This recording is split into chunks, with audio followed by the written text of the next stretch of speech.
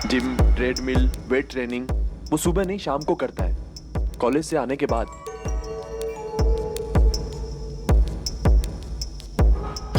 आप लोग हमें ऋतिक गुप्ता की फोटो दे दीजिए।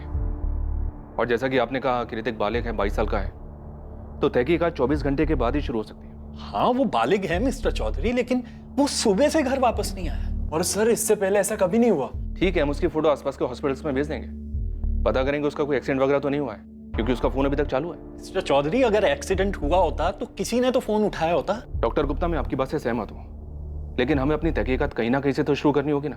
देखिए, ऋतिक का फोन ऑन है, इसलिए हम इस केस को डायरेक्टली मिसिंग केस के साथ नहीं जोड़ सकते। फिरौती का कोई कॉल वगैरह? नहीं, अभी तक तो नहीं।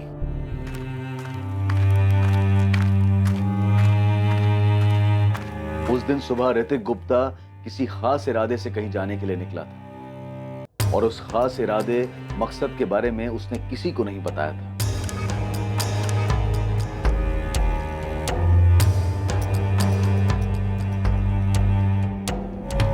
और वहीं दूसरी तरफ 22 साल की तनाज कुरैशी हर रोज की तरह कॉलेज के लिए तैयार होकर घर से निकली थी, लेकिन बीच रास्ते में कहीं वो अपना रूप बदलकर एक नया रूप धारण कर लेती।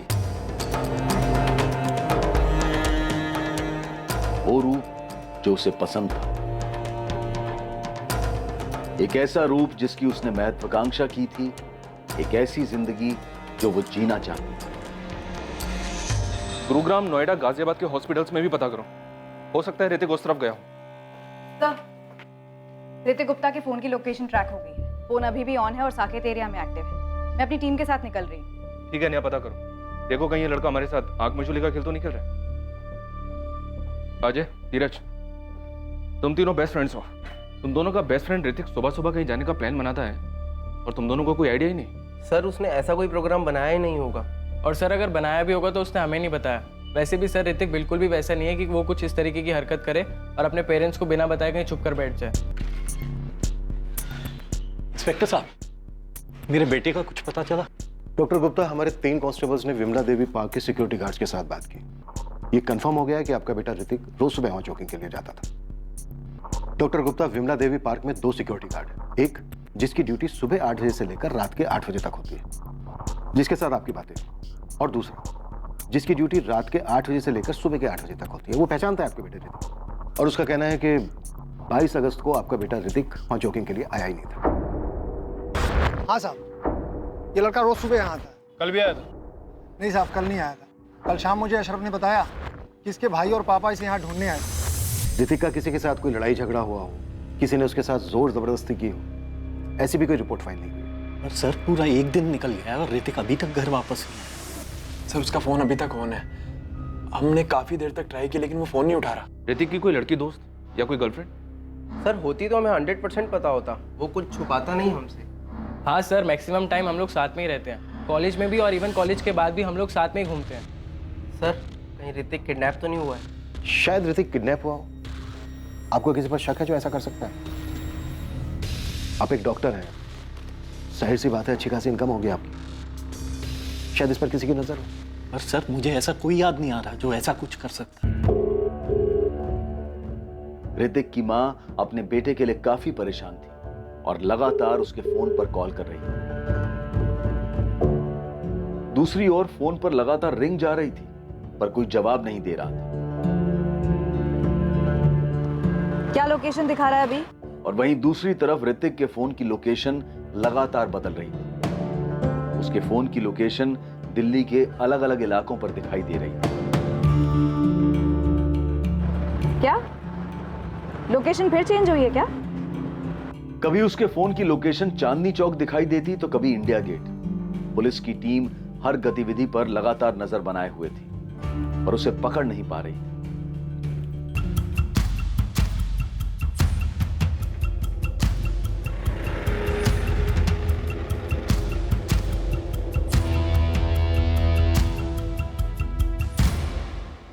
सर, हमारे पास जितने भी नंबर्स हैं हम आपको दे चुके हैं। हम उन नंबर्स को टैप कर रहे हैं। पर इंस्पेक्टर, अगर ऋतिक को किसी ने किडनैप किया है तो अभी तक कोई फोन आया क्यों नहीं? निशा जी, इस बात को लेकर हम भी हैरान हैं कि अभी तक कॉल आया क्यों नहीं।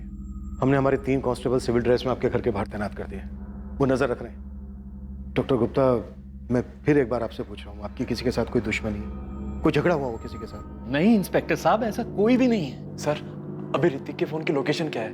फोन ऑफ है अभी, लेकिन हैरानी की बात यह है कि पूरा दिन दिल्ली के अलग अलग एरिया में फोन ऑन रहता है और रात को किसी एक लोकेशन पे जाके फोन ऑफ हो जाता है। इंस्पेक्टर साहब, मुझे मेरा बेटा वापस चाहिए, बिल्कुल सही सलामत। उसके लिए मैं किसी को कुछ भी देने को तैयार हूं। डॉक्टर गुप्ता, पहले कोई मांगे तो सही। वैसे कौन हो सकता है ये मांगने वाला?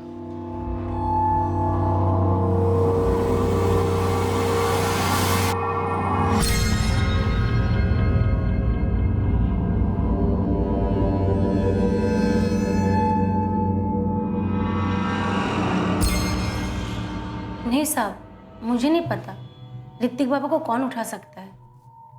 घर में कभी कोई झगड़ा हुआ था? कभी कुछ सुना था किसी लड़की को लेकर? माँ बाप भाई के बीच किसी तरह का कोई झगड़ा हुआ हो? नहीं साहब, कभी नहीं सुना। तेरा पति क्या काम करता है? दिहाड़ी मजदूर है मैडम।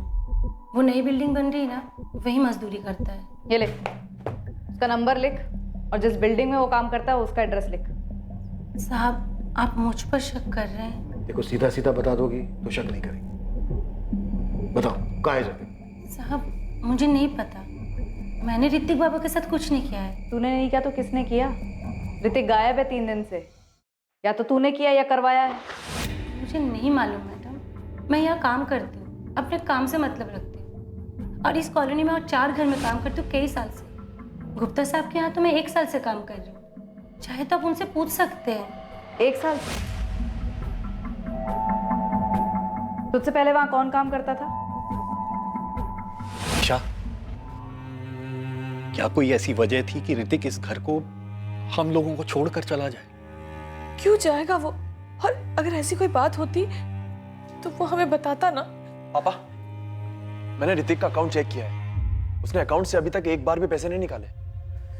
जॉगिंग पे जाते हुए वो अपना वॉलेट कभी साथ में लेके नहीं जाता। वॉलेट भी घर पे है तो चला कहाँ गया ये लड़का? Uncle, aunty. अजय, धीरज, कुछ पता चला ऋतिक का? हाँ? नहीं आंटी, हमने कॉलेज के सारे फ्रेंड से पूछा पर किसी को कुछ पता ही नहीं है। धीरज, अजय, बेटा एक बात सच सच बताना, क्या ऋतिक की कोई गर्लफ्रेंड है? अंकल, अगर होती तो हम लोग आपको जरूर बताते। हाँ, और अगर ऐसा कुछ होता तो वो आपको खुद ही बता देता। कॉलेज में किसी के साथ कोई झगड़ा हुआ था उसका? भैया, ऐसा तो उसका कोई झगड़ा नहीं हुआ।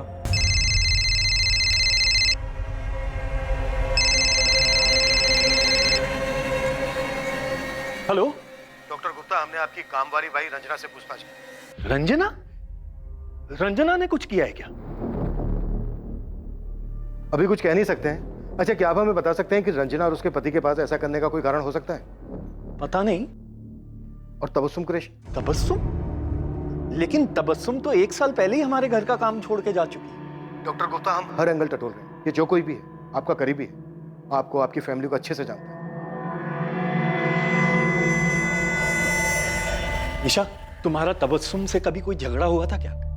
नहीं तो तबस्सुम ने तो हमारे यहाँ 4 साल काम किया और काम छोड़े भी उसको 1 साल हो गया। और याद है, उसकी तबीयत खराब रहने लगी थी और उसकी बेटी तनाज वो कमाने लगी थी। तनाज के कहने पर ही उसने काम करना छोड़ा था। क्यों, क्या हो गया? पुलिस क्या पूछ रही थी? तबस्सुम ने कुछ किया क्या? जी, मैं ही हूँ तबस्सुम कुरैशी। आप 1 साल पहले आरके नगर वाले डॉक्टर गुप्ता के यहाँ काम करती थी? जी, मैंने उनके यहाँ करीब 4 साल काम किया है। पर आप ये क्यों पूछ रही हैं? काम क्यों छोड़ा? आपसे मतलब? सीधे सवाल का जवाब दो, काम क्यों छोड़ा? उम्र और लगातार काम करने की वजह से मेरी सेहत खराब रहने लगी थी। फिर मेरी बेटी ने काम करना शुरू कर दिया, तो पैसे की किल्लत भी कम हो गई थी और वो चाहती थी कि मैं काम छोड़ दूं और अपनी सेहत का ख्याल रखूं। तो उसके कहने पर मैंने काम छोड़ दिया। कोई और बात तो नहीं? हमारी कोई बात बुरी लग गई? पैसे कम पड़ रहे तो बोलो, मैं तनख्वाह बढ़ा। अरे नहीं नहीं मेम साहब, आप लोग तो बहुत अच्छे हैं, हमेशा अच्छा सलूक किया है मेरे साथ, ऐसा मत कहिए। फिर मैंने काम छोड़ दिया, तब से घर पर ही हूँ। मेरे शौहर गैराज में मैकेनिक का काम करते हैं और मेरी बेटी रिसेप्शनिस्ट का काम करती है। अब आप बताएंगी कि आप ये सब क्यों पूछ रही हैं? डॉक्टर गुप्ता का बेटा ऋतिक 3 दिन से लापता है। क्या? या अल्लाह, ऋतिक बाबा कहाँ गए? ऋतिक के लापता होने की वजह के बारे में किसी को कुछ नहीं पता था। पर गुप्ता परिवार और तबस्सुम कुरैशी परिवार के बीच एक तार जुड़ी थी और यह बात ऋतिक से जुड़ी थी जो कभी किसी के सामने नहीं आई थी। तबस्सुम कुरैशी और गुप्ता परिवार भी इस बात से अनजान थे, लेकिन अब यह बात सामने आने वाली थी। धीरज, अजय, देखो तुम्हें जो कुछ भी पता है मुझे बता दो, झूठ मत बोलना। तुम्हारी शक्लों पे साफ दिख रहा है कि तुम कुछ जानते हो। धीरज, मैं तुमसे पूछ रहा हूं क्या बात है? अजय बोल, क्या बात है?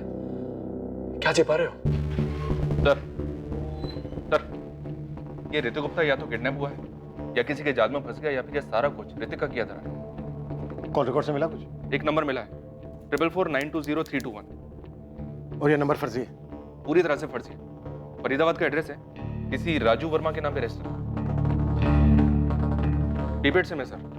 और इस नंबर से ऋतिक के फोन पर पिछले 2 हफ्तों में मतलब 8 अगस्त से लेकर 22 अगस्त तक की बात हुई है। और इस नंबर से ऋतिक के फोन पर लास्ट कॉल 22 अगस्त की सुबह 7:45 पर आया था। अरे कहाँ हो तुम? मैं पहुंच गया। ये जो फर्जी नंबर है राजू वर्मा के नाम पर, इसकी मोबाइल लोकेशन क्या है? सारे कॉल्स आर के नगर लोकेलिटी से किए गए। आर के नगर? यहीं तो डॉक्टर गुप्ता भी रहते हैं? जी हाँ सर। कहीं ये घर का मामला तो नहीं है? I mean, घर के अंदर का?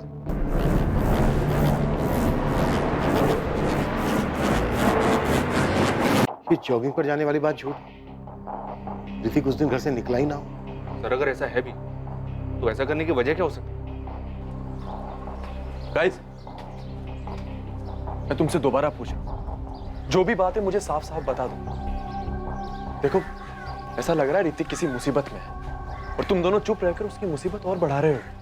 भैया तनाज, अभी कुछ देर पहले आंटी ने तबस्सुम का नाम लिया था और उसकी बेटी तनाज। हाँ, तनाज तबस्सुम आबा की बेटी है। तो भैया 1 साल पहले ऋतिक ने हमें एक लड़की से मिलवाया था, ये कहकर कि वो उसकी गर्लफ्रेंड है और उसका नाम भी तनाज ही था।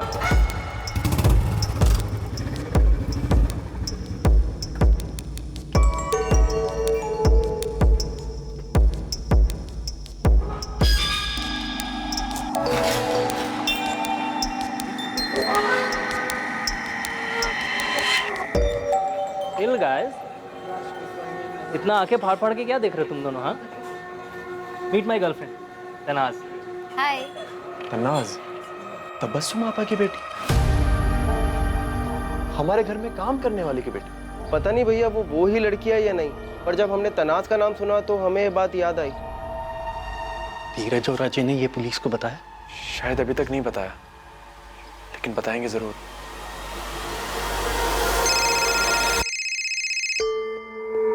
Hello, Tanaz Qureshi. Yes speaking, how may I help you? पहले सिर्फ इतना बता कि तेरा ऋतिक गुप्ता के साथ चक्कर है या नहीं। क्यों, आप उनकी बीवी बोल रही हैं? आर के पुलिस स्टेशन से एएसआई नेहा बोल रही हूँ। तो पहले इंट्रोडक्शन देने में क्या प्रॉब्लम थी? ज्यादा स्मार्ट मत बन। तुझे मालूम है ऋतिक गुप्ता गायब है 4 दिन से? नहीं तो कैसे गायब हो गया? कहाँ चला गया? सुन, तूने सुनील भैया की शक्ल देखी थी जब हमने तनाज का नाम लिया था? हाँ यार, मुझे तो लगता है उन्हें पहले से ही पता था और वो तनाज यही वाली तनाज है। पर यार मुझे एक बात समझ नहीं आई कि ऋतिक ने कभी बताया नहीं कि उसकी गर्लफ्रेंड काम वाली की बेटी है। अब आगे एक अजीबोगरीब प्रेम कहानी, लव अफेयर सबके सामने आने वाला था और ऋतिक के गायब होने की जड़ इसी प्रेम कहानी में मिलने वाली थी। ऋतिक गायब है मुझे तो अभी आपसे पता चला है। तो अच्छा, वैसे सवाल हमारा ये था कि तुम्हारे और ऋतिक के बीच चल क्या रहा था? और झूठ बोलने की कोई जरूरत नहीं है। अजय और धीरज ने तुम्हारा नाम लिया है, तुम्हारा फोटो भी पहचाना है, ये भी बताया कि ऋतिक ने तुम्हें अपनी गर्लफ्रेंड कहकर उनसे इंट्रोड्यूस कराया था। तो इसमें झूठ क्यों बोलूंगी? बिल्कुल सच कहा उन्होंने। कैसे फंसाया तुमने ऋतिक को? Mind your language inspector. Just because मैं एक काम वाली की बेटी हूँ, लोअर क्लास से, उसका ये मतलब नहीं आप मेरे लिए फास्टर टाइप वर्ड्स यूज करेंगे। और अगर आप ही के लैंग्वेज में जवाब दूं तो मैंने उसे नहीं फंसाया था। तुम्हारा ऋतिक के साथ अफेयर कैसे शुरू हुआ? तुम उसकी गर्लफ्रेंड कैसे बनी? ये लंबे सही है? मैंने कोई जालवाल नहीं बिछाया था। अम्मी की तबीयत खराब थी तो मुझे उनके घर ले गई थी काम के लिए। ये 2 साल पहले की बात है। नमस्ते मेम साहब। मेम साहब, वो मेरी तबीयत ज़रा ख़राब है तो 2-3 दिन तक नहीं आ पाऊंगी। क्या हुआ तबस्सुम? डॉक्टर को दिखाया तुमने? बस जा ही रही हूँ। ये मेरी बेटी है तनाज, 2-3 दिन तक यही काम संभाल लेगी मैम साहब। वो सब ठीक है, तुम जाओ पहले साहब के क्लिनिक से दवाई ले लो। बस अभी जा ही रही हूँ दवाई लेने। ठीक है, अपना ध्यान रखना। आओ बेटा तनाज।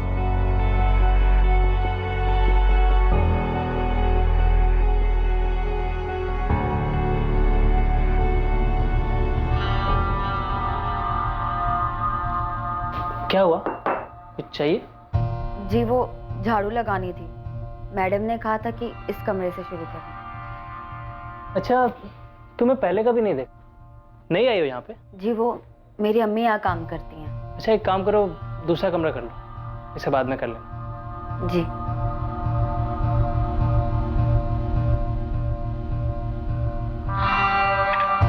सुनो, तुम्हारा नाम क्या है? तनाज। अच्छा तनाज, एक काम करो, 2 टोस्ट भी ले आओ। जी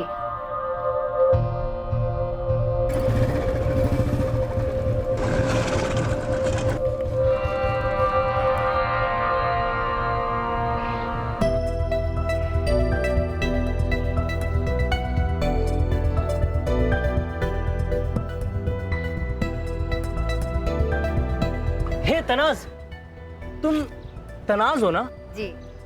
मतलब तुम वही तनाज हो जो मेरे घर पे काम करती है, तबस्सुम आपा की बेटी तनाज। अच्छा, कहाँ जा रही हो? कॉलेज। कॉलेज?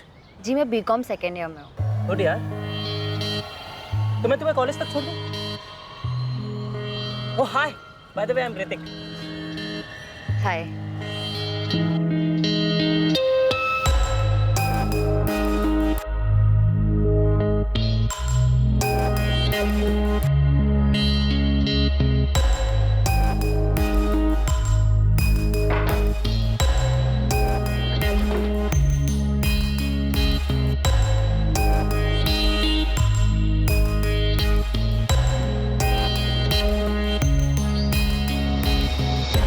लव स्टोरी और अफेयर जो भी था वो दोनों तरफा था। मैंने नहीं, उसने सामने से अपना हाथ बढ़ाया था, मैंने हाथ पकड़ लिया। ये तेरे दोनों रूप, धूप छांव, ये क्या है? ये स्टेटस मेंटेन कैसे करती हो? चोरी डकैती नहीं करती हूँ, मुझे पता है मैं खूबसूरत हूँ। मेरे कॉलेज में काफ़ी लड़के मुझे पसंद करते हैं, उनमें से कई पैसे वाले भी हैं। वही सारी चीज़ें मुझे गिफ्ट करते हैं और मुझे ऐसे ही रहना पसंद है। तो ये ऋतिक भी तेरे लिए गिफ्ट देने वाला बकरा रहा होगा, है ना? देखिए आप प्लीज़ समीर से बात कीजिए। ऋतिक मुझसे प्यार करता था, मैंने ऋतिक को कभी बकरा नहीं माना था। हम एक रिलेशनशिप में थे, काफ़ी बार फिजिकल भी हुए, बहुत अच्छा टाइम स्पेंड किया हमने साथ में, लेकिन मैंने अपना रोना उसके सामने कभी नहीं रोया। 6 महीने पहले हमें ये समझ आ गया कि हमारे रिलेशनशिप का कोई फ्यूचर नहीं है। वो एक अमीर घर का लड़का और मैं एक गरीब घर की लड़की, इसकी अपनी खुद की जिम्मेदारियाँ है। अम्मी अब्बू का सहारा बना, उनकी ज़िंदगी बनानी है, और मेरा ऋतिक के गायब होने से कोई वास्ता नहीं है। 6 महीने पहले हम अलग हो चुके, कोई कॉन्टैक्ट नहीं। क्या मैं जा सकती हूँ? हाँ जा सकती हो, लेकिन सिर्फ यहाँ से, शहर छोड़कर नहीं। ऐसा तो मेरा खुद का कोई इरादा नहीं है, पर मैं दुआ करूंगी कि ऋतिक आप लोगों को जल्दी मिल जाए। लड़की बहुत तेज है, काफी स्मार्ट है सर, बहुत पहुंची हुई चीज लगती है। लेकिन इसने कुछ छुपाया नहीं, एक बार भी नहीं कहा कि ऐसा कुछ नहीं था, लव अफेयर या जो भी कुछ था साफ साफ बता दिया सब कुछ। छुपाने का कोई फायदा नहीं था ना सर, उसे पता चल चुका था कि अजय और धीरज हमें सब कुछ बता चुके हैं। क्या लगता है तुम्हें, ये ऋतिक को गायब कर सकती है? सर, सुबह नगर पुलिस मेहरौली को अभी 1 घंटे पहले जंगल के पास ये लाश मिली है। उनके पास ऋतिक की फोटो थी जो हमने उन्हें भेजी थी।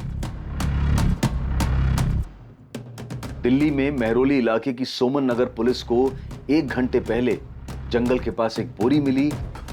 बोरी का मुंह जैसे ही खोला गया, उसमें से एक लाश बाहर आई।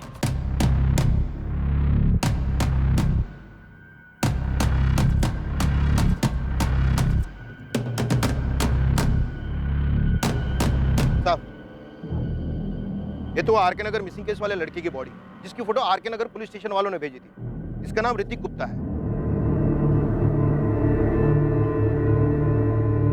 पापा, किसका फोन था पापा? पुलिस का? क्या कहा उन्होंने? ऋतिक की खबर मिली कुछ? पुलिस को ऋतिक की बॉडी मिली।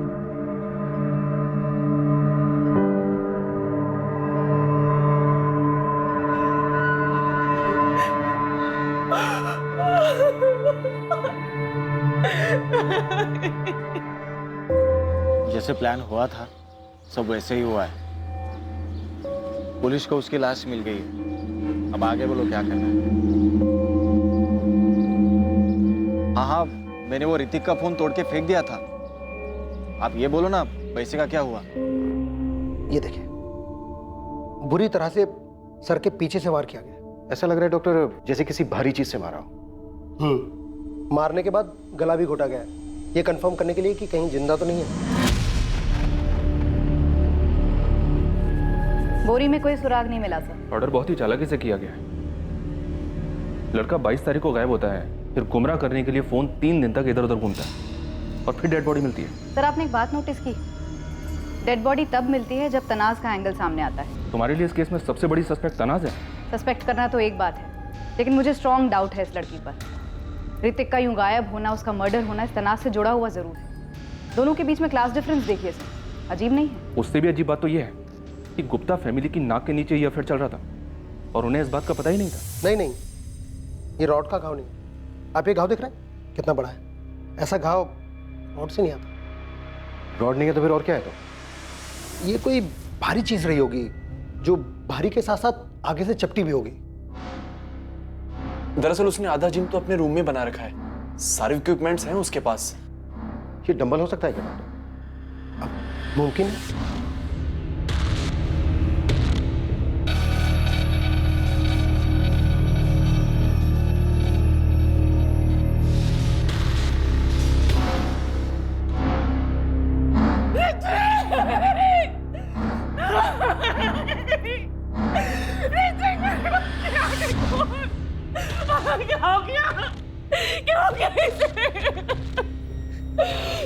हमें जहां तलाश करना चाहिए था वहां हमने ढूंढा ही नहीं। ये सब कुछ डॉक्टर गुप्ता के घर में हुआ। तुम सही कहनी थी ने, ऋतिक का गायब होना, उसके बाद उसका मर्डर, ये सब ऋतिक और तनाज के रिश्ते से ही जुड़ा है। तनाज ने हमें पूरा सच नहीं बताया। नेहा, तुम तनाज से बात करो, हम डॉक्टर गुप्ता के घर जाते हैं। अम्मी अब्बू, आप लोग मुझे इस तरह से क्यों देख रहे हैं? मुझे पता है कि गुप्ता जी की बेटी की लाश मिली है, लेकिन मेरा यकीन मानिए मेरा उससे कोई वास्ता नहीं, मैंने कुछ नहीं किया। तनाज, तुमने ऐसा कैसे इतने अमीर घर के लड़के के साथ अपना रिश्ता बनाने का सोचा? अब्बू, रिश्ता मैंने नहीं उसने बनाया था।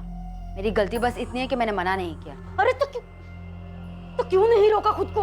अम्मी, ये सारी बातें मेरे जहन में उस वक्त नहीं आई थी। वो लोग होंगे सो होंगे। और वैसे भी अम्मी, ये सारी बातें तो 6 महीने पहले खत्म हो चुकी है। अब उसके गायब होने से या मर्डर से मेरा कोई वास्ता नहीं है। खुदा के लिए आप लोग मुझ पर शक करना बंद कीजिए कि अपनी जिंदगी जी रही हूँ, अपना काम कर रही हूँ। तनाज, आप इतने दिनों तक मेरे बेटे को ढूंढ नहीं पाए, उसका मर्डर हो गया और अब आप मुझे से कह रहे हैं कि आपको मेरे ही घर की तलाशी लेनी है? पूरी दुनिया को छोड़कर आपको बस हम ही पर शक है। हाँ तो तुम्ही ने कहा था ना कि ऋतिक जिम नहीं जाता था, घर में ही वर्कआउट करता था। हाँ तो इसका मतलब ये हुआ कि आप हम ही पे शक करेंगे, हम पे, ऋतिक की अपनी फैमिली पे। पर आप लोगों को घर चेक करवाने में ऑब्जेक्शन क्या है? देखिए, हमें सिर्फ घर चेक करना है, वो भी आपके सामने। आपकी मौजूदगी से हमें कोई प्रॉब्लम नहीं है।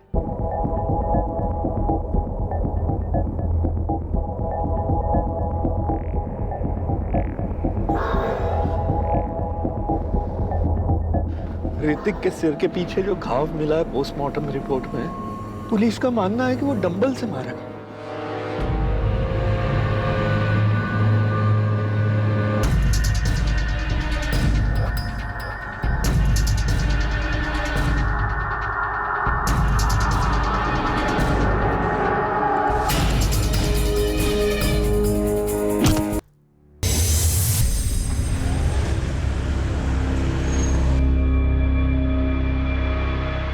क्या ऋतिक की हत्या के पीछे उसके अपने परिवार का हाथ था? और क्या इसकी वजह तनाज और ऋतिक का रिश्ता था? अब सिर्फ सच बताओ। सच मैं आपको पहले ही बता चुकी हूँ। ऋतिक और मेरा रिश्ता 6 महीने पहले खत्म हो चुका है। मेरी उसकी 6 महीने से कोई बातचीत नहीं है। अब अगर मेरे ब्रेक ऑफ के बाद वो मुझे लेके सीरियस हो गया था और अपने पेरेंट्स से अड़ गया था कि वो क्लास डिफरेंस में नहीं मानता, तो मुझे इस बात की कोई जानकारी नहीं है। लेकिन मुझे ये बात समझ में ही नहीं आ रही कि जब उसके और मेरे बीच सब खत्म हो चुका था तो अपने पेरेंट्स को क्यों बताएगा, और उसके पेरेंट्स गुस्से में ऐसा कोई कदम क्यों उठाएंगे? तो तुम्हारा कहना है उसकी फैमिली ने उसे नहीं मारा? मैं बस ये कहना चाहती हूँ, मुझे नहीं पता उसे किसने मारा और क्यों मारा। मेरा उसका एक रिश्ता था जिस रिश्ते की आप पूरी तरीके से बैंड बजा चुके हो। मुझे समझ नहीं आता, कभी कभी लगता है कि मैं खुद एक्सेप्ट कर लूं कि हाँ मैंने उसे मारा था। परेशान कर दिया आप लोग ने मुझे। एक लड़के का मर्डर हुआ है, यहाँ कोई मजाक नहीं चल रहा है। मजाक ना आप लोग कर रहे हैं, 4 दिन से वो गायब था, तब तो आप उसे ढूंढ नहीं पाए, और अभी सब नाटक करे कि उसे किसने मारा और क्यों मारा। मैं नहीं जानती उसे किसने मारा।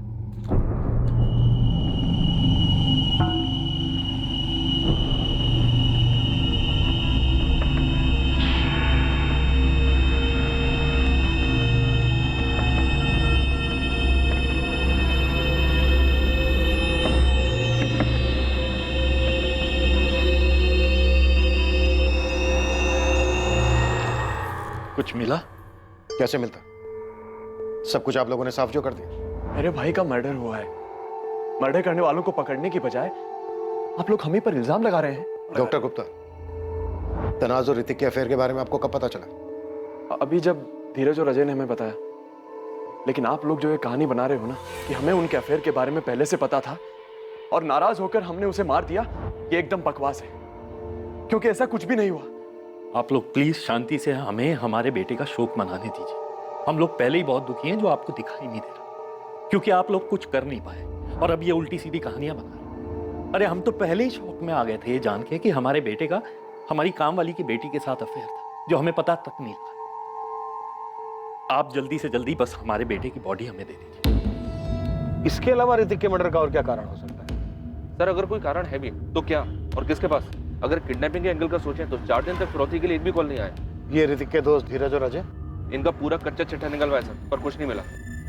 दरअसल ये तीनों स्कूल से ही साथ में हैं, तभी से दोस्त हैं। ऋतिक के कॉल रिकॉर्ड से हमें सिर्फ ये फर्जी नाम और एड्रेस वाला नंबर मिला है 44492031। इसके अलावा कुछ नहीं मिला। सिम कार्ड डीलर को बहुत तोड़ा सर, लेकिन राजू वर्मा के नाम के फर्जी पैन कार्ड के अलावा और कुछ नहीं मिला। उसे याद ही नहीं है कि उसने सिम कार्ड किसको बेचा था। और एक बात सर, नेहा ने तनाज से पूछताछ की और उसे तनाज के ऊपर काफी गहरा शक है। हो सकता है तनाज ने अभी तक हमें सही कहानी ना बताई। तनाज अपने काम में बहुत अच्छी और मेहनती है। पर मैडम, ये सब सवाल आप पूछ क्यों रही हैं? और आप लोग बार बार तनाज को पुलिस स्टेशन क्यों बुलाती हैं? ऋतिक गुप्ता मर्डर केस के बारे में पढ़ा होगा आपने। उसी मर्डर केस के सिलसिले में उसे पूछताछ के लिए बुलाते हैं। लेकिन जब मैंने उससे पूछा तो उसने मुझे ऐसा तो कुछ बताया ही नहीं। तो मिस्टर ऋषिकांत, अब भी आपका यही कहना है कि तनाज एक बहुत अच्छी लड़की है और हमें उस पर शक नहीं करना चाहिए? मैडम, अब तो आप उल्टा मुझे ही डरा रही हैं। पर जब मैंने उसका बायोडाटा देखा था तो उसमें मुझे ऐसा कुछ भी नहीं लगा। और उसे यहाँ पर 15 दिन हो गए ज्वाइन किए हुए। वो अपना काम बहुत अच्छे से कर रही है। उसे आपके यहाँ काम करते हुए सिर्फ 15 दिन हुए? जी मैडम। 31 जुलाई को उसने अपनी पहली नौकरी छोड़ी थी। फिर 7 अगस्त को उसने यहाँ पर हमारे ऑफिस में इंटरव्यू दिया और 12 को ज्वाइन कर ली। इससे पहले वो कहाँ काम करती थी? कोई जिम था। जिम? हाँ, AM जिम्नेजियम नाम का कोई जिम था। आप तनाज का बायोडाटा भिजवा सकते हैं तनाज को बिना बताए? जी हाँ, भेज देता हूँ।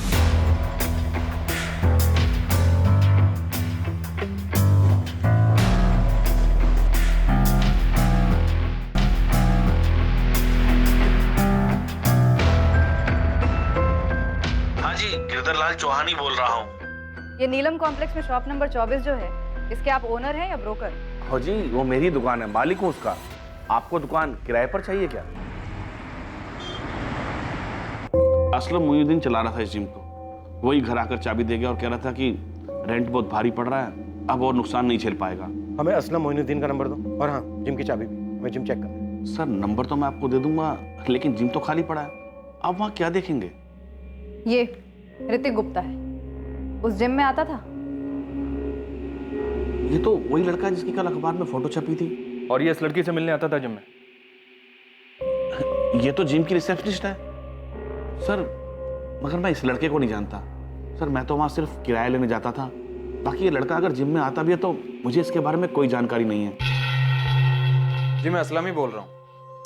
AM जिम मेरा ही था, मैं ही चलाता था। असलम, RK नगर पुलिस स्टेशन आ जाओ, कुछ बात करनी है। जी जान सकता हूँ किस सिलसिले में? अरे घबराओ मत, आ जाओ, बात करनी है। ओके?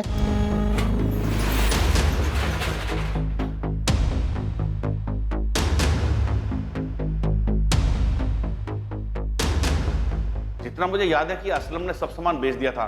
वैसे ये इतना बड़ा जिम है भी नहीं।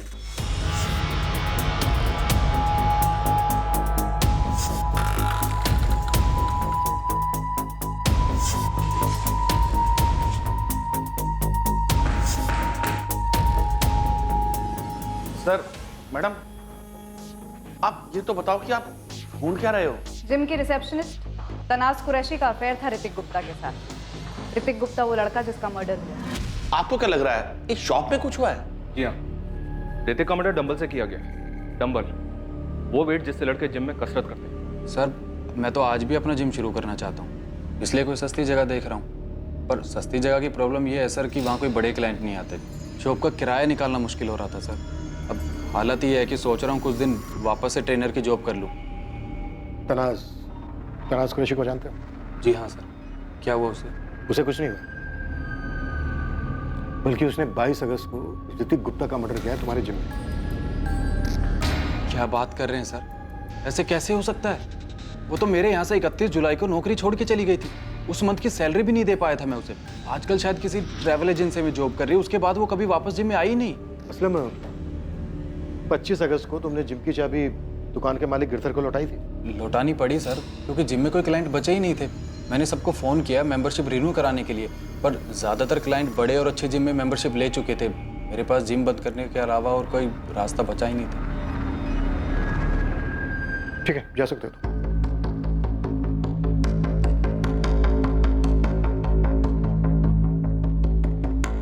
सर जिम पूरा खाली कर दिया और यहाँ ऐसा कुछ मिला भी नहीं जिससे अंदेशा हो कि यहाँ कोई मर्डर हुआ है।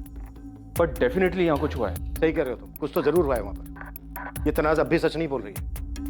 तनाज और ऋतिक का ब्रेकअप दोनों की मर्जी से नहीं हुआ और आई एम श्योर ये जिम वाला असलम भी कुछ छुपा रहा है।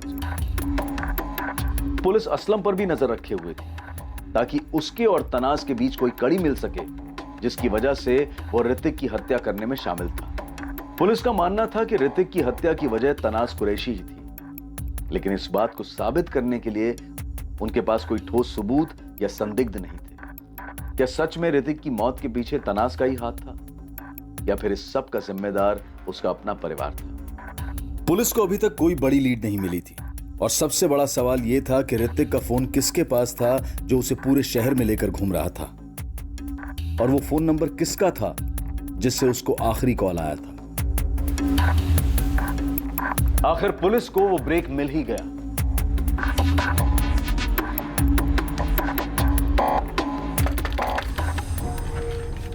जी कहिए।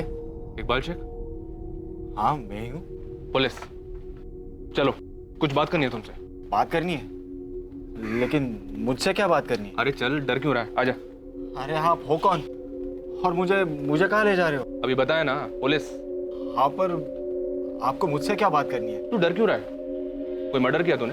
चल डर मत, आने चल के बात करते हैं। साहब क्या बात करनी थी? कुछ खास नहीं रहे, बस तेरे से जानना था कि तू असलम मोइनुद्दीन को जानता है क्या? कि अपना नीलम कॉम्प्लेक्स में एएम जिम्नेजियम नाम का जो जिम चलाता था। पूरी कुंडली बनाई है हमने तेरी। ये देख, 22 अगस्त को दिल्ली में तू कहां कहां गया, क्या क्या देखा, कौन सा पब्लिक टॉयलेट इस्तेमाल किया, सब कुछ।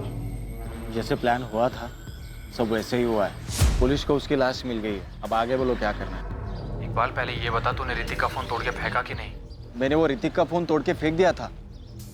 आप ये बोलो ना, पैसे का क्या हुआ? इकबाल थोड़ी प्रॉब्लम हो गई, 2-4 दिन आराम से बैठ, मिल जाएंगे तुझे तेरे पैसे। यार असलम तो बोला था काम होते ही 50,000 मिलेंगे करके। साहब मैंने मर्डर नहीं किया है साहब, मैं बस 24 की रात को वहां टेम्पो लेके गया था बॉडी को ठिकाने लगाने के लिए, और 22 अगस्त से उस ऋतिक का फोन लेके मैं दिल्ली में घुमाया। फरीदाबाद से एक राजू वर्मा के नाम पे फर्जी सिम कार्ड लेके मैंने असलम को दे दिया था साहब। और किसके कहने पे तूने ये सब किया?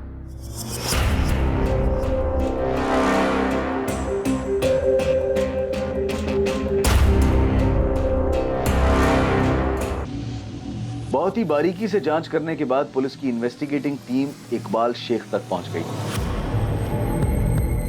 असलम के कॉल रिकॉर्ड से उन्हें इकबाल का नंबर मिला था जब इकबाल ने 25 अगस्त को असलम को उसके मोबाइल पर फोन किया था। सिर्फ 25 अगस्त ही नहीं, उसके बाद भी इकबाल और असलम में पैसों को लेकर बात होती रही थी।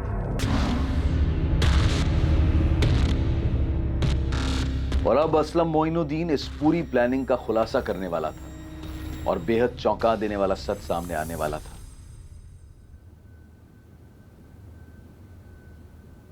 देख, इसने तो सब कुछ प्यार से बता दिया है, अब तू सोच ले, मार खाने के बाद बताना है तुझे या फिर ऐसे ही बताएगा?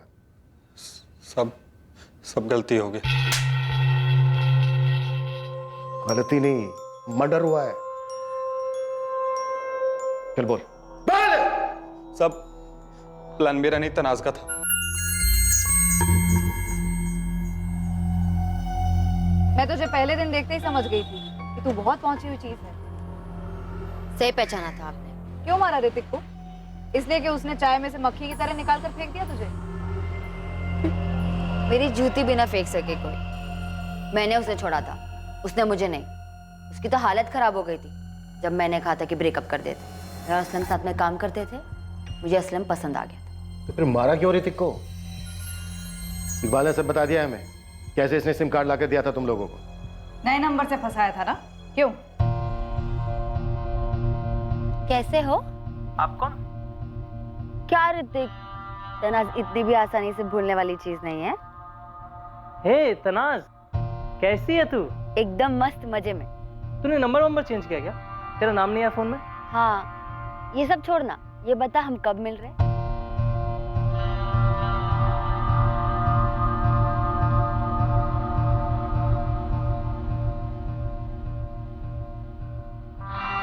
क्या यार तनाज, कहीं चलते हैं ना? कब तक ये रोज रोज वॉक पे जाते रहेंगे? हाँ यार, मैं भी यही सोच रही थी। तो फिर कल चले? तो कल मॉर्निंग वॉक पे आ, फिर मिलते हैं। वैसे जिम चले जाएंगे, मेरे काम का लास्ट दिन है। और वैसे भी जिम भी खाली होगा, कोई नहीं होगा वहाँ, तो इसी बहाने हमारे भी काम में आ जाएगा। पक्का ना? पक्का। काम हो गया, कल आ रहा है। अरे खाओ तुम, मैं पहुंच गया। क्या बात है, इतनी बेचैनी?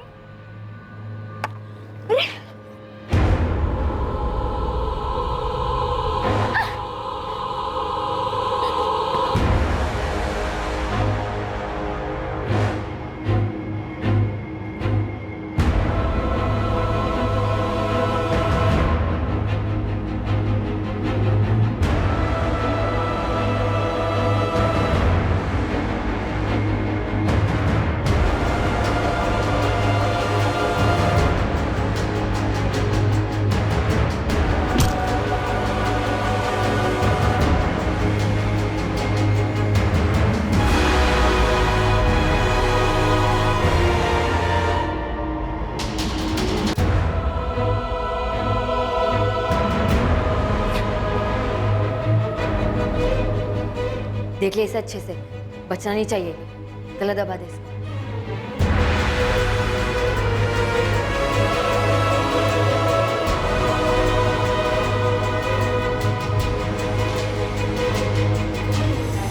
और फिर 24 तारीख को असलम ने इकबाल से टेम्पो मंगवाई और बॉडी को फिकवा दिया।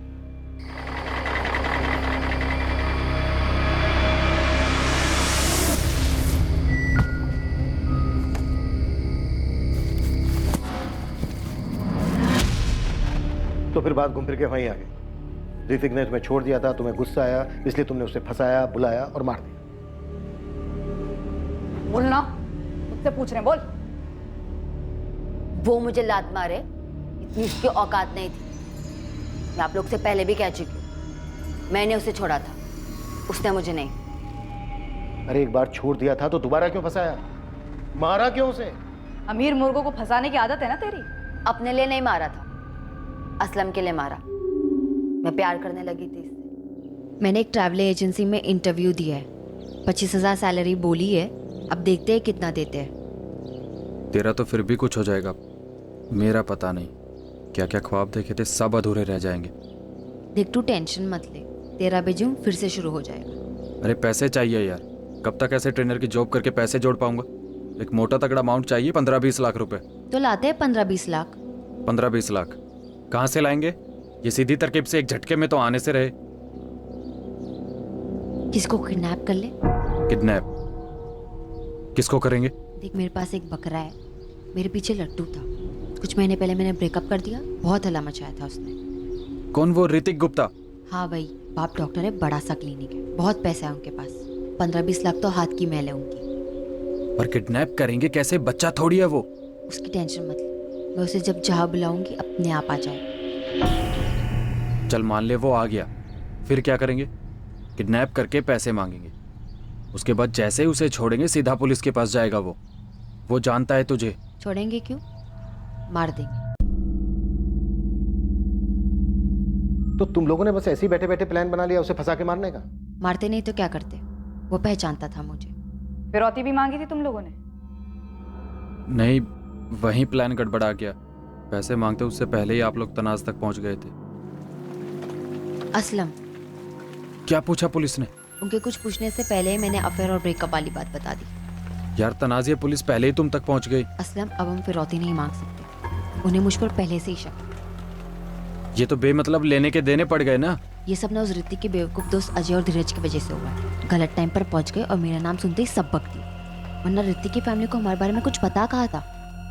तो तुम लोगों ने पैसों के लिए यूं ही बैठे बैठे ख्याली पुलाव पकाया, ऋतिक को फंसाया, बुलाया और मार दिया।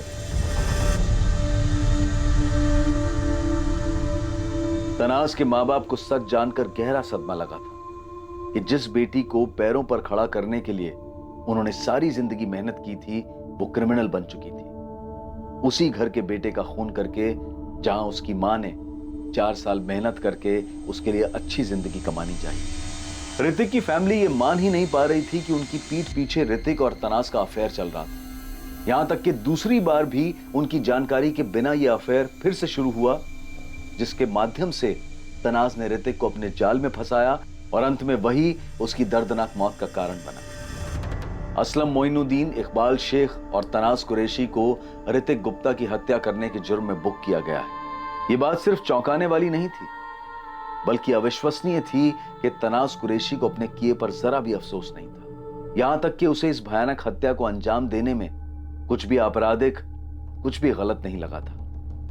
अपना मतलब, अपना स्वार्थ एक तरफ है, पर इसके बावजूद कोई अपराधी ये क्यों नहीं देख पाता है कि जुर्म करके किसी और की जिंदगी बर्बाद करते समय वो बेमतलब ही अपनी जिंदगी भी दांव पर लगा रहा है। ऐसा हमने पहले भी कई बार कहा है और फिर कह रहे हैं कि जुर्म करने से कुछ हासिल नहीं होता है, कभी भी नहीं। और ऐसा हमने एक बार नहीं, बार बार अपने हर केस में देखा है। Crime never page. अब मैं अनूप सोनी आपसे विदा लेता हूं, फिर मुलाकात होगी एक और नए केस के साथ। देखते रहें क्राइम पेट्रोल सतर्क, सोमवार से शुक्रवार रात 11 बजे। और याद रखें, क्राइम और आपके बीच में सिर्फ इतना फर्क है कि आप कितने सतर्क हैं। सतर्क रहें, सुरक्षित रहें। जय हिंद।